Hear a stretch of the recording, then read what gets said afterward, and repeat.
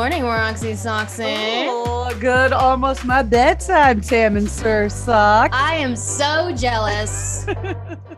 Why, as parents, do you feel like it's like this is I get very upset at myself for wishing time away. I don't know if you do this, Roxy, because time is, and we're going to talk to our next guest. We were just talking about that time is pretty much an illusion and a construct. But I get upset because, every day is a day that you're never going to get back. But I wish for time to go faster so my kids can go to bed so I can just chill the F out. So I don't know. Do you do that? Do you find yourself going, oh, it's 4 o'clock. It's only 4 o'clock. It's only 5 o'clock. It's 2 more hours. Do you feel like you do that?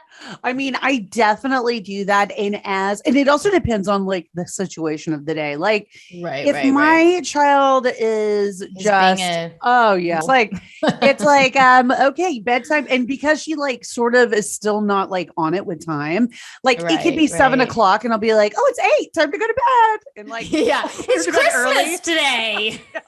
I think I did that once. I think I was like, it's Christmas. And it was like the day after, I just couldn't get my shit together. Oh my God, I love it. And then sometimes too with the husband, I'm like, isn't it your bedtime? It's time for you to go to bed too. I'm like, I know. I do that with Sean. He does work at night. So he works until midnight and then he's up at like 5 and then he's like grump about it.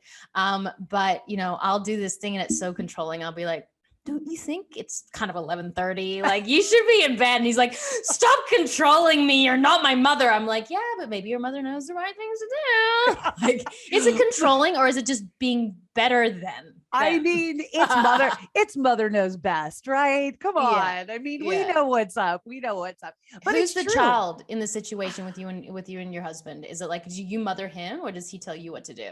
He tells me what to do for sure. Interesting. Like, yes. He's like, don't you think you should do this? I'm like, interesting. I really think you should do this and that. Yes. So he will try to parent me. Yes. I would die. Yes. Do you become like the kid or do you get angry and get like defensive back? Well, I mean, at that point, I'm like, I should be the kid then. No. And I'm going to throw a temper tantrum, Okay. So you go back. Okay. Yeah. See, I'm kind of the parent and I'm kind of like, you should do this. And my husband just, poor thing, he's like the victim.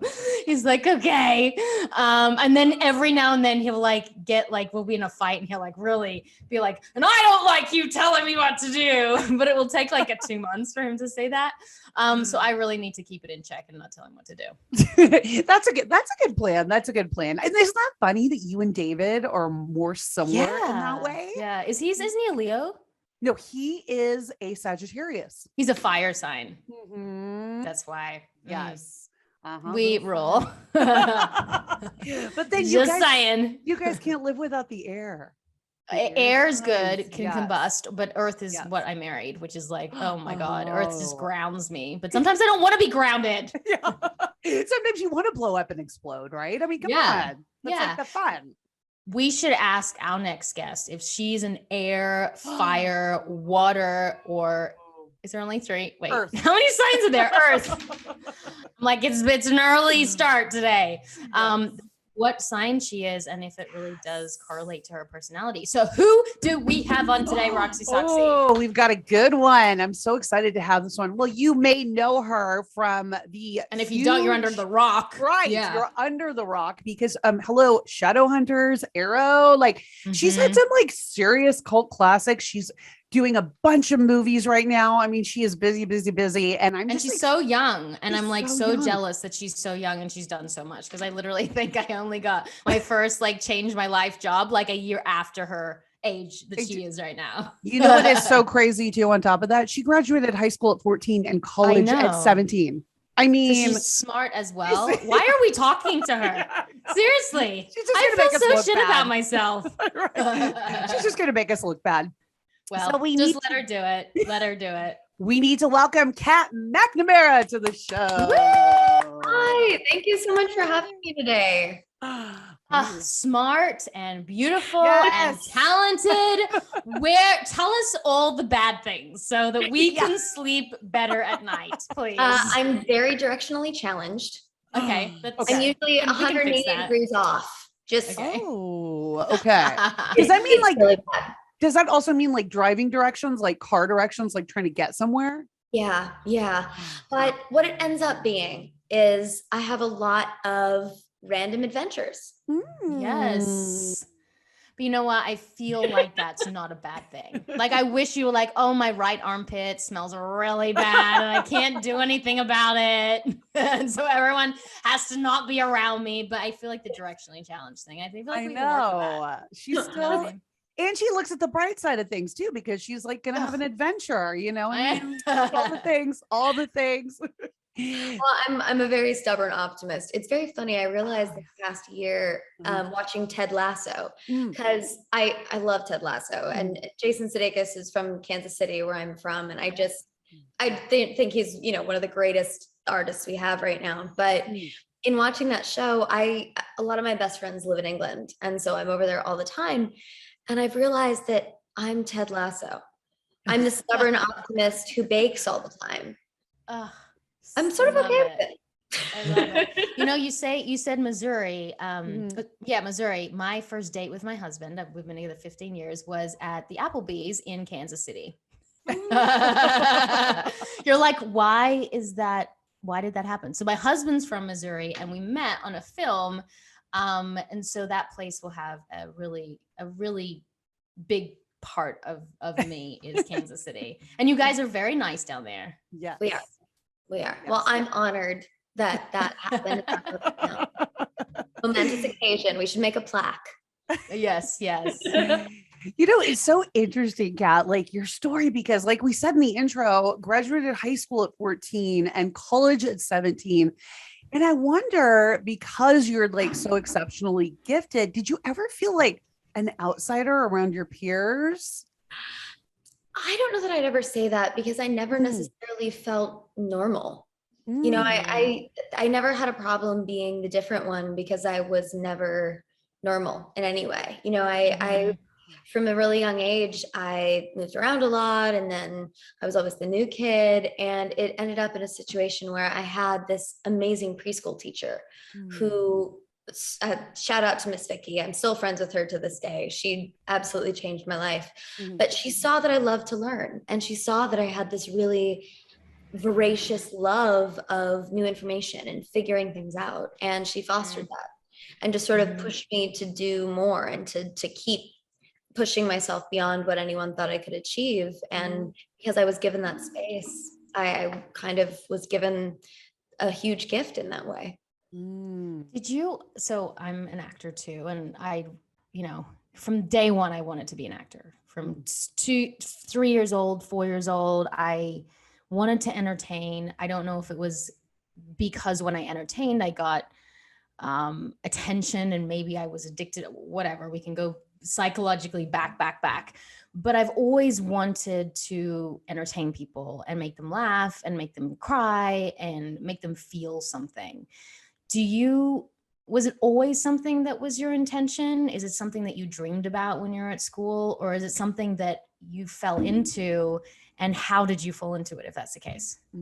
So I grew up in a family of science and medical professionals. So I used to watch all the old Hollywood movies with my grandfather as a kid, but I didn't even really know that being an actor was a job. I just thought it doesn't feel like it. I don't even know what I thought.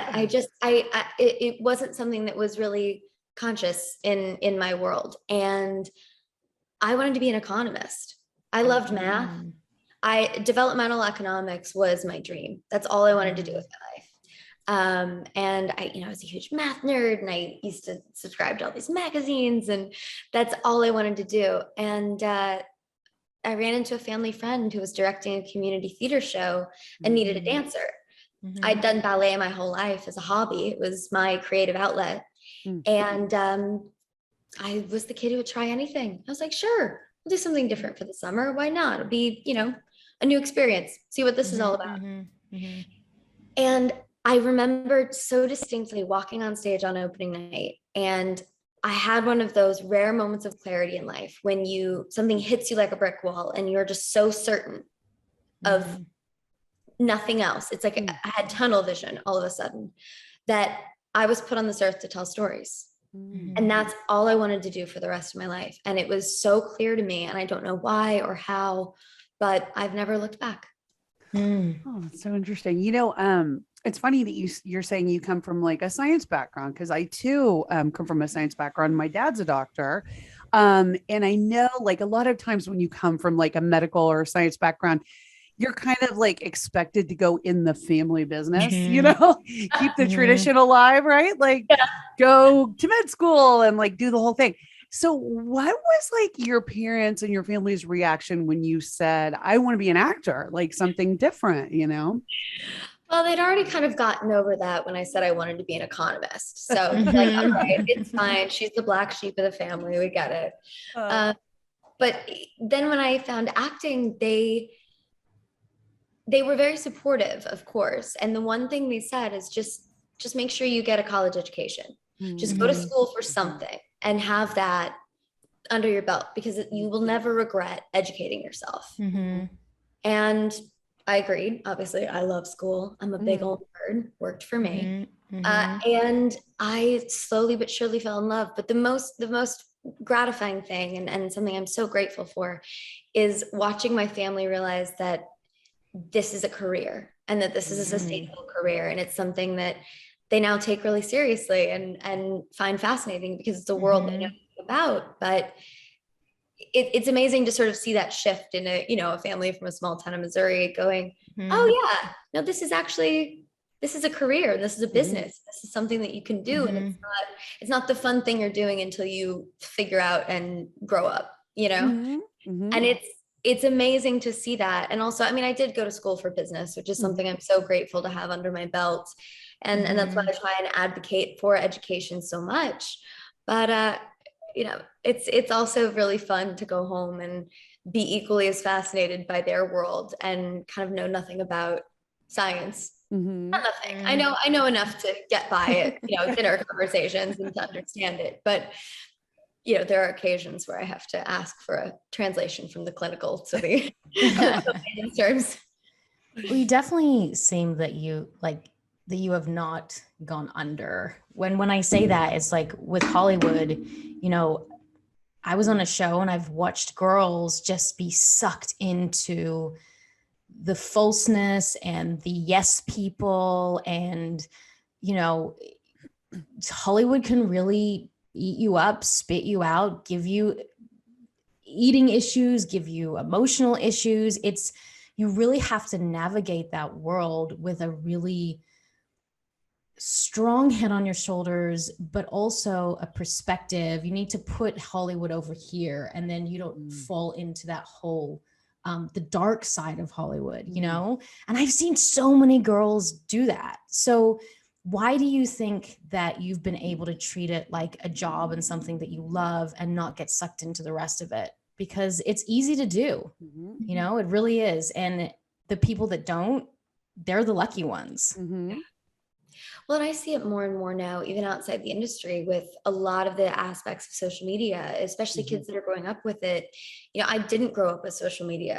I started using it for work. And then, now obviously we all use it for social things, but it's just interesting to see those perceptions shift and the value that's placed on the external as opposed to the internal in a lot of areas of our world now. But I feel really lucky because my family always kept me really grounded.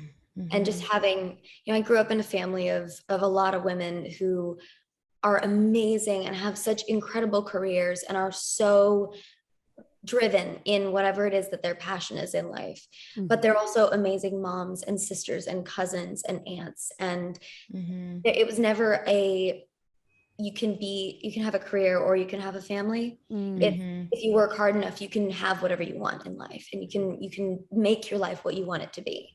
And so having that always reminded me to keep working hard and to remember why I love what I do. But also I've been surrounded by some really amazing friends along the way, and some really incredible mentors that I always seek out the genuine and I seek out the real in people. And that's not always easy to find, but particularly, as doing young adult TV, it's a crazy world, and you're on this roller coaster together, and you're with the people you're with all the time. I was so lucky on Shadowhunters. Our cast was incredible. I had 5 big brothers basically on that show, and we all gave each other trouble about everything. We kept each other grounded. Nobody lost their mind. Nobody ended up a different person by the end of it. In fact, we all grew closer and grew as individuals, and grew with each other in a lot of ways. That it was it really bonded us in a lot of ways, and kept us all remembering where we started. I think along with that too, Tammin, like just to like pick up on your point, is that also there's like a contingency in Hollywood that somehow manages to kind of maintain their privacy, and not become like tabloid fodder and like kind of all over the place and, talked about every week. And I actually think both of you guys have done well with that. It's like, you guys, neither one of you ended up sort of like, Are you sure, Roxy? I have a lot of issues that I talk in therapy through. So are you sure? But I mean, yes, we didn't go down the drugs and alcohol route, but there's a lot of like self-doubt, and there's a lot of, for me, there's stuff, but I mean, you guys have also been able to manage like privacy too. You know what I mean? Like there's like, a lot of the girls that came up with you guys, like, and a lot of the guys too, same with the guys, I mean, they ended up, you can't pick up like a magazine without seeing somebody's face or like look at somebody's website, So it's interesting to me, is that like a conscious decision that you guys made, like going into it, like, okay, like we're going to do what we public facing, the things that we have to do for work, but then are we going to just kind of still maintain, that private life also? Was it like a conscious thing, or is it like just how it kind of played out? I don't know. What do you think, Tammin? I mean, for me, I think it was what your role and what you've done in your career. You were front and center of your show. I was not. So I was a character that came in that kind of kind of tussled the scenery around and was a very memorable character. But I was not front and center of the show. I believe if I was front and center of the show, my life would be different when it came to my privacy. But Kat is front and center of her show. So I'm assuming that, she probably doesn't have as much privacy as someone like me does. And, that comes with a lot of, I mean, when I first started in Australia on Home and Away, I was front and center, and it does take a lot from you, your privacy and your anonymity. Anonymity does affect you ultimately down the line. Like you can't just go out and just, put your sweats on and your hat backwards, because there are paparazzi, or at least there was in the beginning of my career. But I'm sure Kat deals with that now. And it is not always, people think fame is this wonderful thing, but they haven't really tasted it. They don't know what that tastes like. It's wonderful to be recognized for your work, but fame is a whole nother beast. Yeah. I mean, the majority of what I've had in my experience has been interacting with the fandom and hearing the most wonderful stories. I grew up reading YA novels and watching superhero movies and seeing what those characters meant to me as a kid, and the characters that I attached to in literature and all of these things. Being on the other end of that and having these kids come up, and they're not kids, I call them kids, they feel like my kids. Having them come up and tell me their journey and their story and what parts of their lives they got through with the story and with this fandom. And really, I mean, the Shadowhunters fandom in particular has created just such a beautiful community surrounding that. I will do anything for those kids. And I don't know, I try and keep the drama in my life between action and cut, and the rest of it, I'm so drama averse that I think I'm just not very interesting to paparazzi. I think the most scandalous thing that happened is the hair salon that I used to go to was right down the street from like a paparazzi hotspot in LA. And I think I got caught coming out of the hair salon once looking like a drowned rat. And those pictures weren't great. And that, you just kind of go, well, that's the internet now. Okay. Yeah. oh, well, tomorrow it'll be somebody else. And hopefully people will forget. And if not, we all look silly sometimes, but it's one of those things that I've tried.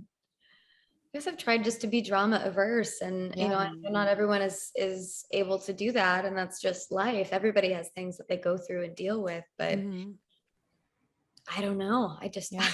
I'm not very interesting to scandalous tabloids, I guess. What do you feel like about the pressure, though, that is placed on women in Hollywood? Because I know we are trying to, the narrative is changing, that's for sure, but it's still there. We still have the filters, and we still have the the Photoshop, and we still have the Facetune, and we still, I'm in my 30s, and when I was your age, was like, I'll never consider Botox. I'll never consider fillers. and I haven't done it yet. But as you get older and you're in this business, I mean, you don't know that. But when you're in this business, especially, you start looking at yourself in the mirror and you're like, whoa, like this is not what people are seeing on camera, because so many people are doing things that becomes the norm. And so when you don't do anything, then you're the one who's aging, too fast, or there's, you look tired, or you don't get as many roles because you don't look as young. And I remember writing an essay for a newspaper about getting Botox and what it tells our children, because I was so adamant at 30 years old that I was not going to get Botox. But those messages that women are not worthy of, like when they get older and they start to become invisible, are so loud that it does start to affect you as a woman. My husband has never once thought about him sometimes he'll say like, oh, I hate getting older, my body is sore, but he's never once said like, oh, I can't stand this wrinkle on my forehead. And I just wonder, do you feel that pressure? I mean, obviously you're young and beautiful, but time marches on for all of us, right?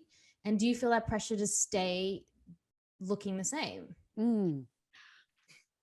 I don't know that I've necessarily felt that pressure yet. I mean, I definitely know that I've played a lot of roles that are very physical. And I know that even just physically to be able to do the things that I want to do with these characters, I've worked really hard. And fitness has become a huge part of my life, but it's also for me as a person and how I feel internally, as well as how I feel about myself externally. It's changed my life in the most positive of ways. But I'm very motivated by those things. I've always been an athlete. I've always been someone who likes being active and loves doing that. And my mind works faster. My body feels better. I have more energy. And I know that's not the case for everyone. And I try, because I see so many people go through this. And we all have things about our body that we don't like. We all have things about us that make us insecure. And that's just part of being human. But that's also part of what I guess I've been working on a lot of my life, because when it comes to school and work, I can be very much a perfectionist. And, I want to do everything 100% correctly. I want to learn all the information. I want to do every job to the utmost of my ability. And if not, I've had to really learn not to beat myself up about it. And I still have to remind myself of that from time to time. And I think that goes for what you're talking about as well. You have to constantly remind yourself that we are all beautiful in our own way. And if we all looked the same, the world wouldn't be a beautiful place anymore. So what do you do? Because we all have those days where we're just like, I just look in the mirror sometimes and I'm not happy with what I see. And it's like, or it's just like a day that I feel bummed out, about something.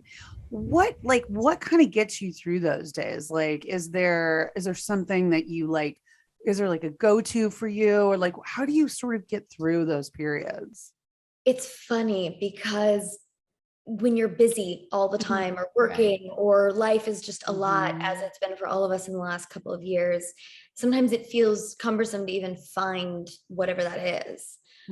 For me, it's always been fitness or just getting outside, change of pace.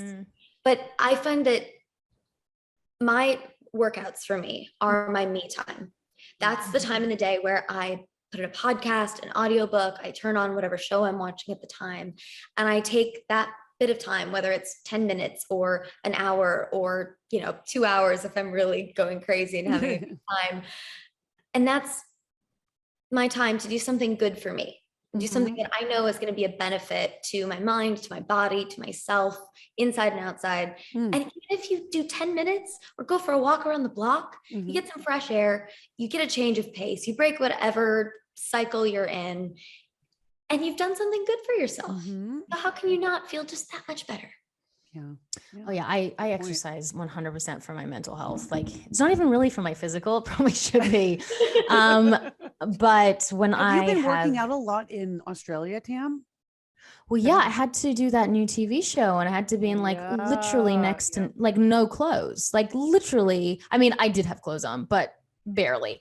And we just came out of, lockdown. So everything was just not in the same, but I was working out a lot, but I had to be very careful because I had an eating disorder when I was on home and away. And when I started my career from 16 to 23, I think. So I have to be very careful to not start to become obsessive. So I've been working out and eating well, but the minute I'm like depriving myself, I have to watch those triggers because, your past pain doesn't always, and your past issues don't just go away. They're still dormant. So I've definitely had to be, careful about that.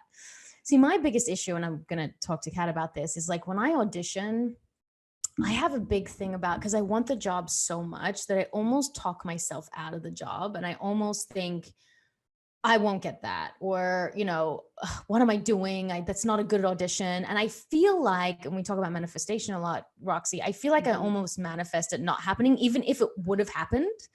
And even, Pretty Little Liars, I walked out. So maybe manifestation isn't true because I walked out of Pretty Little Liars and I called my agent and I was like, I'm done. I'm giving up acting. Like I'm never acting again. I literally, when I was auditioning for the role, while the audition was happening, I said to the entire people in there, I was like, guys, that was probably the worst audition I've ever done. If you like, and I think they thought I was joking. I don't know. I think they thought I was funny because everyone laughed or they were awkward about it. I was like, I'm just going to see myself out because I am so embarrassed. And then they called a day later and then like, would you like to play this role Jenna on Pretty Little Liars? So for me, like, I just talk myself out of doing a good job. So talk me through Kat auditioning and, obviously you've gone from one show to the next show to the next show. So you must be putting positive vibes out there, or do you negatively talk to yourself when you're doing the audition? Are you someone who does the audition like 10 times to keep getting it perfect? Or are you just like, you know what, screw it. I did one. I think it is what it is. If it's mine, it's mine. What's your process?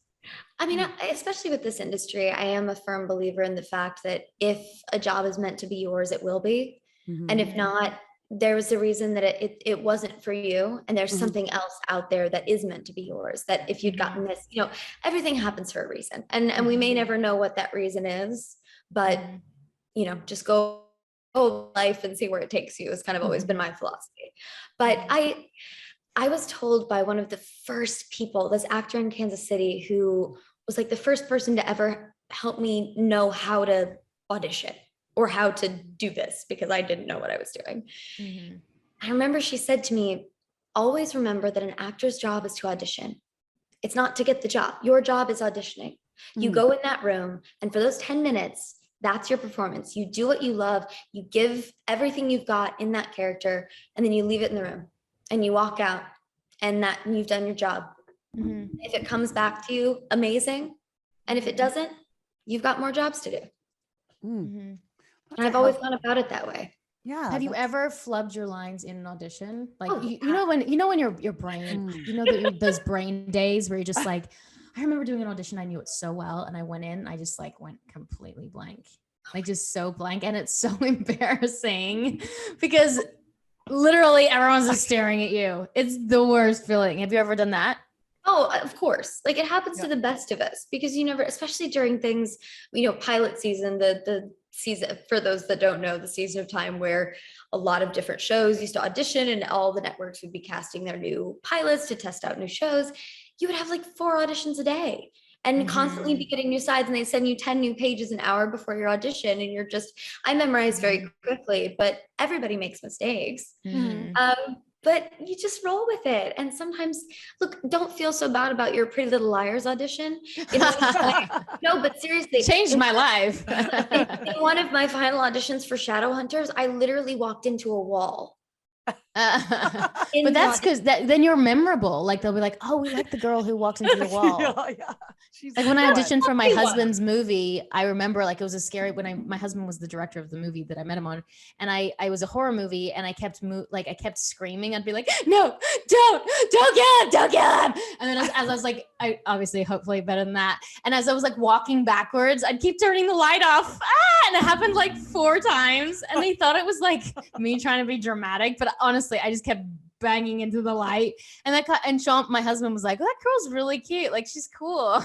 But I just kept making mistake after mistake. But maybe mistakes that's what makes us humble. Maybe they're not and mistakes. Interesting. Maybe it's not a maybe mistake. They're not. Maybe we manifested it, Roxy. Right? You found your man. You got your man.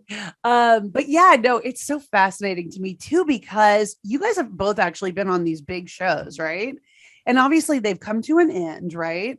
So what is that like? I mean, Kat, you had like 2 really big shows come to an end, like what, within a year of each other, like 2020 and 2019. Like, was there like did you go through any like sort of depression, or like, were you down at all? Or was it like you just kind of, moved on to the next? It's interesting because I was very used to popping in and out of shows and doing, movies where you're there for 3 months and then it's over and that it's coming to an end.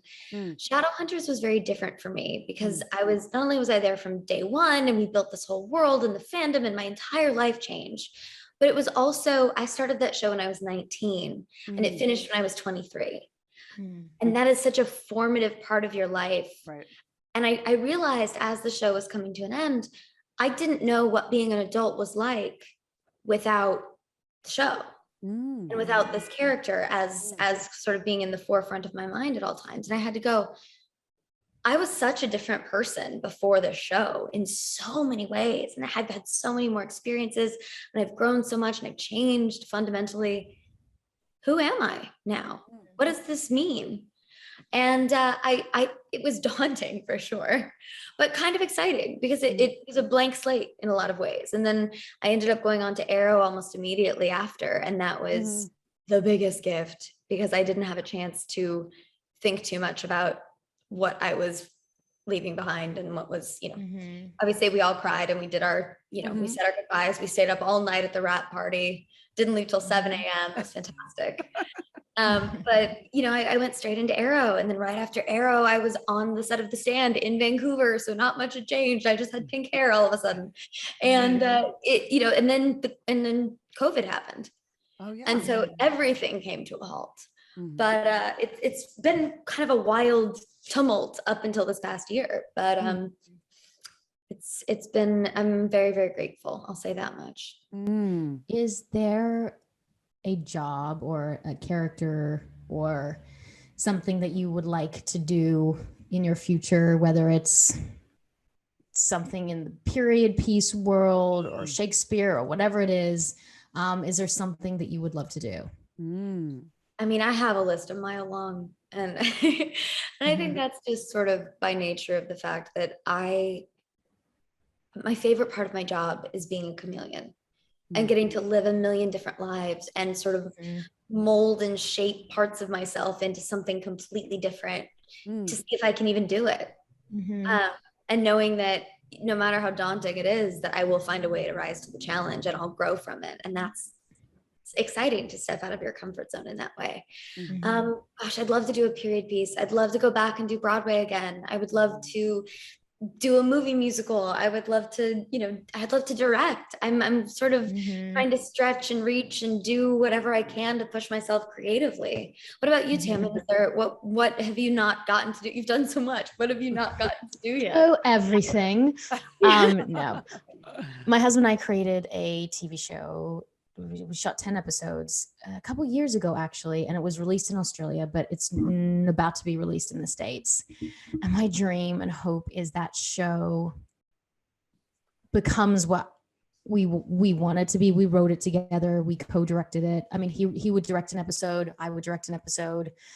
It's very loosely based on my experience in my life, starting very young in Australia, coming to the States and really no one giving a shit, really. I mean, I did not go from job to job. I went through the muck, and I really had to pull myself out of a lot of self-doubt and pain and kind of get back on my feet. That's really what the show is about. It's that universal theme of starting again, laced with some very absurd characters, and it's very funny, but also makes you cry. And that show is just everything to me. Hopefully my husband too. But if that can continue to get like a second, third, and fourth season after the first season, then that would be something that I really want to do right now in my life, which is really create a show from the beginning to the end and have some kind of, control. Sometimes I think like, as actors, we want that control, but we're living like we can only can control what we can, and the rest we have to give it up, and to be able to control something like this show would be everything, But I'm like you right now. Like, you seem that you feel grateful and open and willing to accept the world's opportunities that is going to be given to you. And I think that that's when your life changes even more than it already has. And that's when your true happiness is, found, is through gratitude.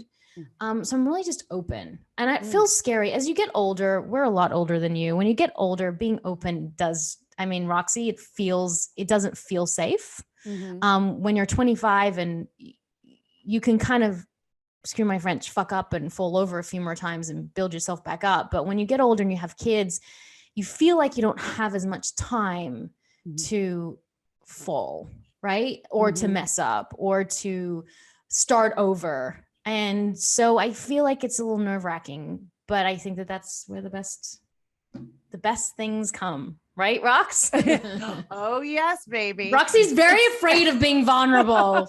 I am. I really hate that place. And like especially like through the podcast and just like getting older and like being faced with like certain things. I mean, everybody went through a crazy phase, with COVID and all that stuff. But I think too, just, for a better quality of life, it's like you have to put yourself out there. You have to be vulnerable, which is like one of the big things I'm learning right now. Yeah. But I think it's, too, to be like an actor too, you have to be able to live with a certain amount of unpredictability, like you have to be really flexible and kind of, be able to go. And I think that too takes a special person. Wouldn't you agree? I feel like it's also like a personality thing, Yeah. Right. I think there's something beautiful about maintaining the childlike sense of wonder and play about the world in that. And, always, and I think that's why, because I'm such a perpetual student as well, just that curiosity of humanity, I think is such a lovely thing that we get to constantly keep alive in what we do. But going back to what you were saying about vulnerability, I heard this amazing talk around New Year's one year, and I can't remember if it was Brene Brown or somebody else, but there was a whole talk about being vulnerable to joy. And that struck me so much at the time because, I'm always the person that's like, yep, we can do it. We got it. It's good. It's going to be fine. I'll make it work. But there are times where it's, life has its ups and downs, and it's supposed to, but it's about how you get through them. But if you're not open and you're not vulnerable to joy, you're not open to anything. And yeah, you might get hurt sometimes, and you might fall down sometimes, and you might do all of that. But if you put your walls up and you completely shield yourself from everything, think about how many opportunities you miss out on to experience joy and, all of the incredible, beautiful, wonderful things that the world has to offer as well. Do you consider yourself vulnerable? Do you like consider that you yourself like let your guard down? It depends.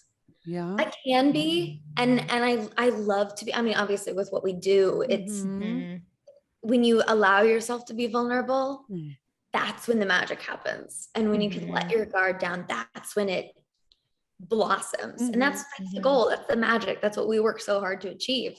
But I also very much, I'm the can-do person. I want to make it work, and we'll get through it, and we'll we'll make it fine and I'll fix it and it'll be great.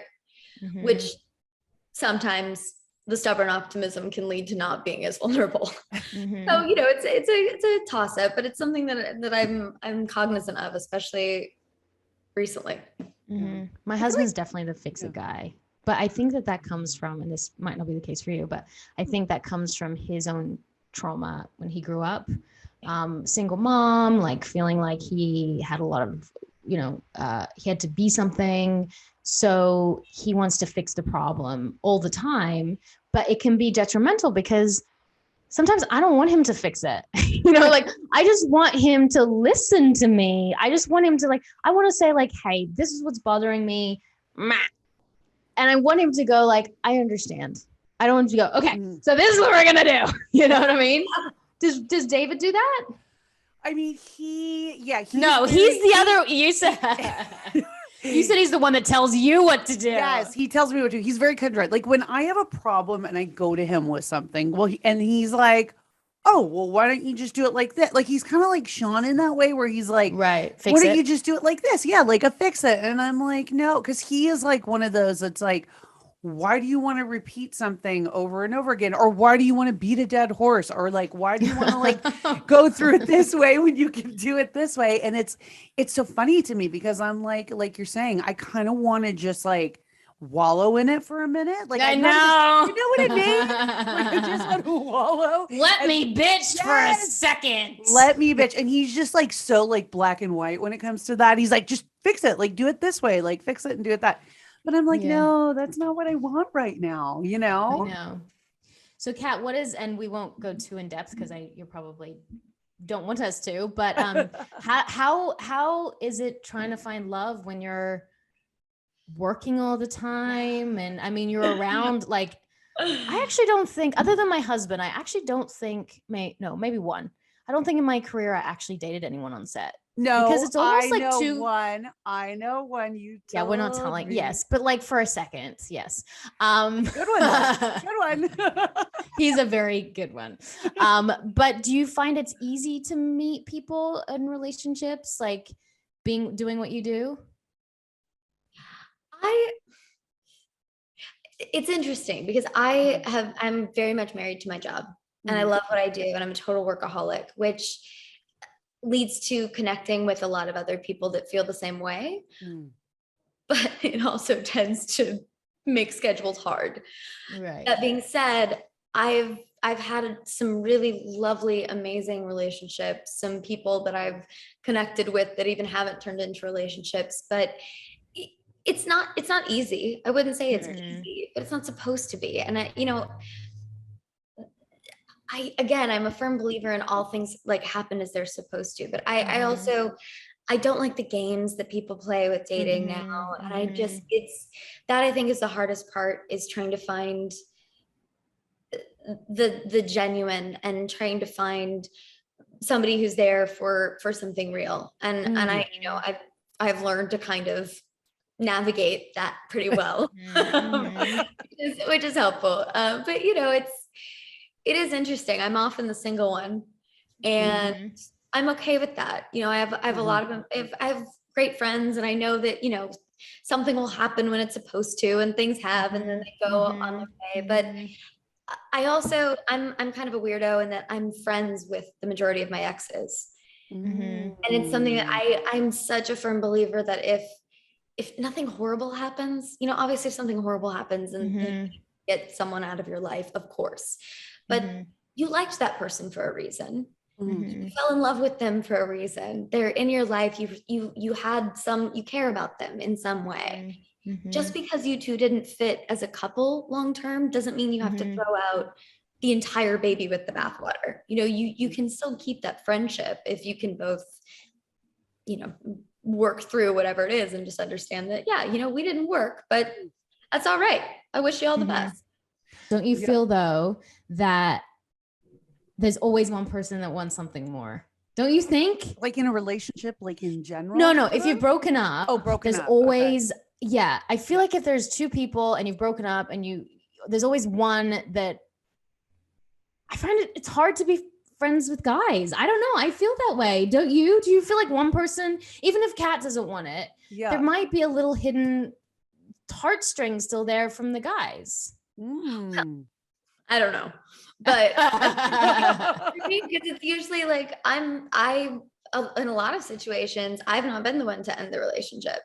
In it's a couple of them, and it comes a point where you're like, okay, you know, we just didn't work. A lot of them have been mutual, honestly, and it comes a point where you're like, you know what, we didn't work, and you want that person to be happy. At least from my perspective, I'm always like, I want you to be happy. I want you to find somebody that is going to be what you want. I don't. I want them to be miserable. I hope that they never find anyone like me. Oh my gosh. I don't, but I kind of do. I wouldn't say that I was like really, I'm not friends right away with somebody after I date them, but I'd say like maybe like 5 years down the road, and like, you know, we could be like friendly, or maybe like if we see each other out, like, hey there, you know, that. Hey there, I've seen you naked. And David's like, great. And that's happened a few times because he, you know, going to college at USC here, you know, he's run into a few of my exes. And so, yeah, it's always 22 of them. Yeah, exactly. All 22. No, but it's so funny because it's always interesting. But too, like when you're so busy and you're like basically married to your work and you're on set all the time, maybe like in your peripheral vision right there, I mean, it's all other actors, right? So is that like a thing? Like, do you guys like dating other actors, or are you kind of like, like? I mean, I have dated mostly other actors, just by nature of those are the people you meet. I have a rule that I don't date people I work with while I'm working with them. Good rule. Yeah. Well, I've seen that go wrong so many times, and especially when you're on a show for so many years. I've watched a lot of those situations go horribly. It doesn't always. Sometimes it's amazing, but I don't know. I try and avoid that because it can cause drama. There's always after the job. If you really like each other, you can date afterward. Yeah, I wish I had been good like that. I find it hard, but I actually don't think that I could date an actor. You don't think so? But you have dated an actor. Yeah, but Roxy, we're talking like a month of like, you know, smooching in the backseat. I mean, like we're talking like real deep relationships, love, future. Not that I think being an actor is the best effing job in the world. Like I think it is just magnificent. It's magic.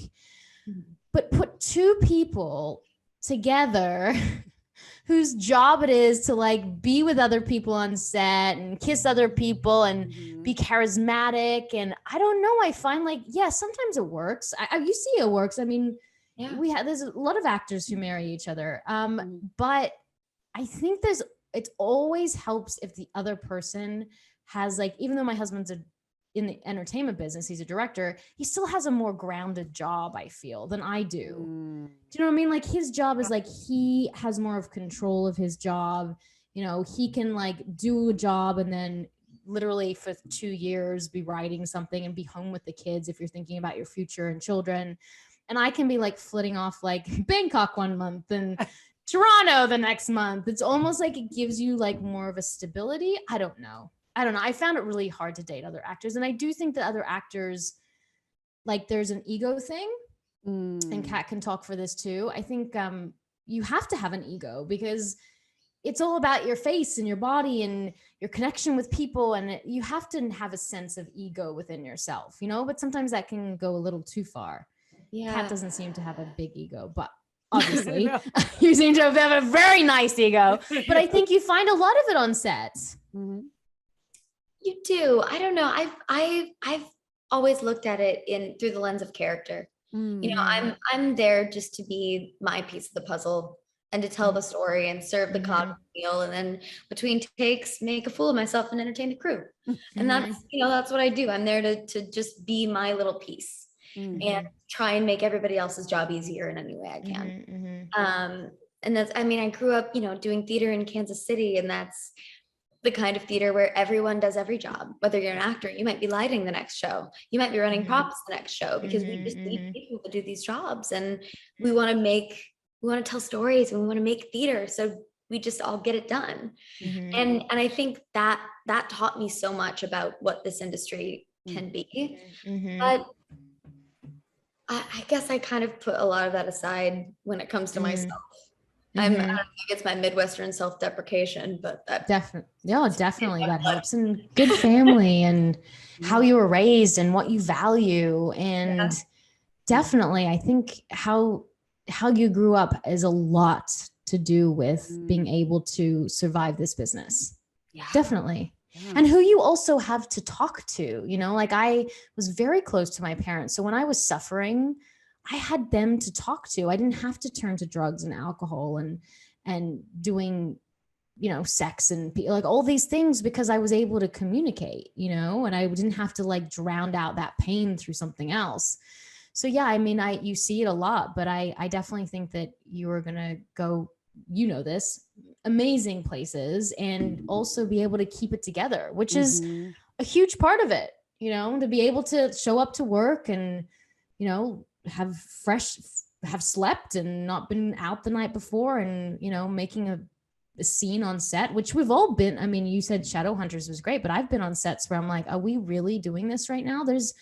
People are throwing hissy fits, and that happens. It happens a lot more than people talk about. And people don't want to work with, production doesn't want to work with those people anymore.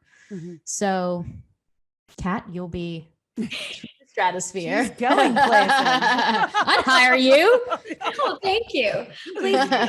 I mean, look, we've all seen our fair share of drama on set. That's just the nature of what happens sometimes. But equally, again, I always go back to Shadowhunters, and Arrow was largely the same way. But I felt like the new kid coming into the senior year of high school on that show. I came in season 7 of 8 and was immediately welcomed. But Shadowhunters, for me, I saw such an example from day one of every single department. We all know that a lot of times departments vie for resources, and it can be very competitive and not necessarily beneficial to the process as a whole. On this show, there was some kind of magic where every department put their ego aside, and props even made us a round table on wheels that they would roll to every set, because all of us actors would sit around the table all the time. And in between takes, setting up shots during turnarounds, we would all just be there talking and chatting and discussing things. But then inevitably, there would end up being someone from the stunt department, someone from props, and someone from wardrobe. And then the next director would come by and say hi. And suddenly we were in a roundtable conversation where someone would go, oh, hey, you are doing this costume. I've got the stencil for that from this prop. Let me give that to you. And we've got this fight coming up, and we've got a stunt performer coming in who their specialty is this weapon. And props goes, I can make that for you. Let's get that done so they can do their thing. And the writer goes, wait, that weapon, they're doubling that character. I'll write that in the show and we can make a whole thing. And it just became this such a symbiotic process. Yeah. And it created the world. And I really think that's why our world on the show became so cohesive on screen, because off screen, we were all a team and in the trenches together, whether it's 3 a.m. in Toronto and your hair's frozen and you've been out there for 12 hours and crying for 10 of them and you literally can't see, but the crew's got the shot and they're just creating this bubble for you, and then you get to play. And it just creates such an immersive world, and it's the biggest gift. But it's the two polar opposite ends of the spectrum. Yeah, I wonder too if that's like because we're at a different time now, maybe where things are so much more out in the open and discussed, and it's been brought to people's attention when things kind of negatively impact production and like different departments and things like that. So I wonder too if that's maybe going forward, maybe we'll see more of cohesive sets like that, where people are really kind of coming together. I mean, I hope so. Right? Yeah. I have such a distinctive memory too of the first cast dinner we went to. we had, you know, Harry Shum, who had just come off of Glee, and Isaiah Mustafa, who is the Old Spice guy and now has done so many, been in this industry working forever and has had every experience twice. Mm-hmm. They sat all of us kids down. I say kids, we weren't. I was the youngest. Anyway. And they said, look, this show has a potential to go a long time, and it has a potential for us to be spending a lot of time together. It can be horrible or it can be fantastic. So let's make it good, and let's make the effort and be friends and be real human beings, and let's enjoy this. And from the outset, that was our goal, was to be a team and to work together and to dive in and make this the best experience that it could be for everyone. And having them as an example at 19 was the biggest gift. Were you the forgive me that I don't know this, were you the main lead of the show, meaning the girl? Was there any other girls that were on as many seasons as you were? There were. Or was it you and all the boys? In my storyline, it was mostly me and the boys, because there were fewer girls than guys on the show, and my character was the catalyst. So a lot of my story was the love triangle and the family drama and all of the other stuff that didn't have to do with the ladies. We did, though, have some really incredible badass you know, girl power moments on the show. They were really cognizant to build that. But I spent more time with the guys because they sort of spread the ladies out a lot of times in our different, you know, all the different storylines. There was one of us doing something. But it was what that show did teach me as far as that is all of us were very different. None of us were even close to being in the same lane. I mean, our show had such diversity in cast, in our characters, in every respect. And I loved seeing that, because especially with the women, because all of our female characters, whether they were good or evil, were empowered females, and they were complex, and they had their own authority and their own unique way of doing it. There wasn't just one kind of woman that was strong and empowered and complex. It was every single one. And that was such a cool thing to look at and go, I wish I'd seen that as a young girl, to see that you don't have to be one particular way to be as powerful as you want to be. You can be anything and find a way to access your power in your own way. Tam, did you have like a similar, like, kind of cohesive experience on like Pretty Little Liars, would you say? You're like, Next question. Look, I think that I've been so blessed to be on a lot of different shows, and some have that feeling and some don't have that feeling. But I agree. I think that the shows that welcome everyone, no matter where they're placed in the show, are the shows that are incredible to work on. Like even this, I just worked this week on a show out here in Queensland, and my character is not the main character. I came and dropped in, and it was incredible. I felt like I'd been there from day one, like from the makeup to the hair, like everyone was just so welcoming that I was like so sad when my character wraps, you know?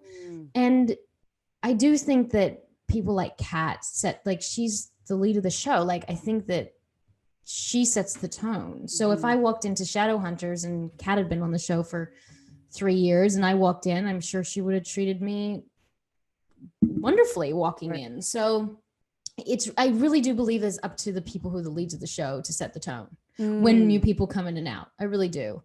So, you know, it just depends on what that is. But, you know, the acting world is business is, you have some amazing sets and you have some ones that are more challenging, but that's just how it is, you know? And it feels like it's ever changing too. And I think it's kind of changing, hopefully for the good, like going forward, you know? Yeah. Well, Kat, tell us before you leave, what's coming up next? Where can people find you? Tell us your future. I wish I knew. I have a lot of things that I can't talk about yet that are right on the precipice, but I just got back from Vancouver, and it's actually funny that you say that about coming into a show for one episode or for a shorter period of time and feeling so welcome. I just went back and played my Green Arrow character on The Flash for an episode. And it was so lovely to go on a set that I had only been on tangentially and just instantly feel at home and feel welcome. And the whole crew and everybody was just, there were a few familiar faces, but just being welcomed, especially in the time of COVID when everyone's still masked and you still can kind of feel like you belong for a short period of time. It was really lovely. But The Flash is doing an amazing 5-episode Armageddon event. There's bad guys coming and they need to assemble people to save the world. And you can't, on CW Arrowverse, you can't save the world without a Green Arrow. So they came a call in and I was happy to oblige. But no, that's a character that's been so special to me for a long time. And that should be coming out, I think, in a month or two, which will be really lovely to see. They just dropped a trailer the other day and there's so much I didn't see. I was like scrolling the whole time. Because there's just such an amazing community there too, of all those superhero shows. Everybody takes such ownership of their character. And it's really beautiful to see all of these people who are so busy and are trying to build their careers, but then they also are trying to protect Batwoman or Superman or all the Flash and Supergirl and all of these folks they really care. And they really make an effort and take the time to build that. And you can see it on screen. What do you think that the fans will be surprised to see in that, in your performance on the crossover? Well, you saw a glimpse of it in the trailer, but Mia spends a good portion. Mia is daughter of Oliver Queen, who was the original Green Arrow. She has a lot of her father's masculinity and a lot of her father's broodingness, roughness, and sort of lone wolf kind of nature to her. She spends a good part of it in a cocktail dress and heels, which is very different for her. So it was a bit like, I haven't played this character in almost 3 years, and now I'm in an entirely different environment. What am I doing? But that's the fun of it. It's because, again, these writers are amazing. Her character's ever evolving, and they're doing so much and really making the most of it. So I'm grateful. I think that's the name of the game. It's almost Thanksgiving, right? Thanksgiving. I haven't had Thanksgiving in so long because of. You better celebrate it there in Australia. Are you going to? And then last year was COVID, and the year before we're in Australia. So it's been 3 years. You gotta get your eating on. You gotta get my eating on. Well, Kat, thank you so much for being here. I know we've been trying to do this for a while, and we so appreciate it. You are a bright light in this world. So keep that, please. Please don't change. Well, back at you. Please don't let old age wear you down, or you have kids one day. Don't let them wear you down. That's the fun of it. But thank you so much for having me. It's been so lovely chatting with you. Thank you. And guys, please go over to Women on Top Official on Instagram and Women on Top Podcast on Facebook and the Women on Top group on Clubhouse. And please don't forget to rate, subscribe, and comment on your favorite podcast app so we can keep bringing amazing guests like Miss Kat around. Amazing, guys. Thank you so much. We love you. And I am Tammin Sursock. And I am Roxy Manning. And we are Women on Top. I gotcha.